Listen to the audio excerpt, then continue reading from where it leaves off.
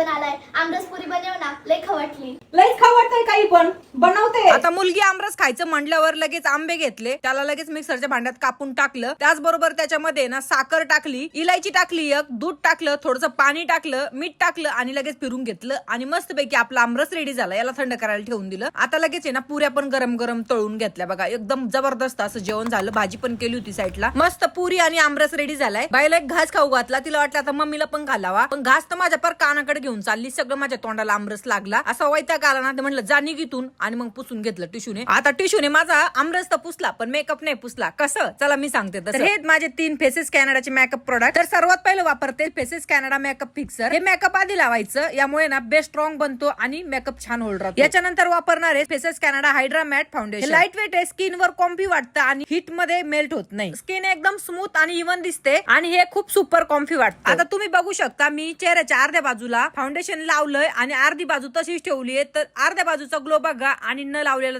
तुम्ही बघू शकता. आता याला सगळ्या फेसवर अप्लाय करून घेते. त्याच्यानंतर मी फेसेस कॅनडाची comfy matte wow lipstick cocoa crush shade लावणार. मी ही लिप्स ब्लश आणि आय शॅडो साठी वापरणार आहे. ही खूप स्मूथ अप्लाय होते आणि लिप्स वर एकदम लाईट आणि सुपर कॉम्फी वाटते. ही ट्रान्सफर प्रूफ आहे, म्हणजे काही लागलं तरी निघत नाही. वारंवार टचअप करायची गरज नाही आणि लॉंग लास्टिंग आहे. आता शेवटी परत एकदा मेकअप फिक्सर चेहऱ्यावरती मारून घ्यायचं, म्हणजे आपला मेकअप एकदम डन झालेला आहे. तुम्ही बघू शकता फेसेस कॅनडाचे हे प्रोडक्ट सुपर कॉम्फी आणि समर साठी परफेक्ट आहे. तुम्हाला सुद्धा पाहिजे असेल ना तर स्क्रीनवरती प्रोडक्ट टॅग केलेले तुम्ही तिथून घेऊ शकता किंवा त्यांच्या वेबसाईट पर्पल.com वरून सुद्धा घेऊ शकता.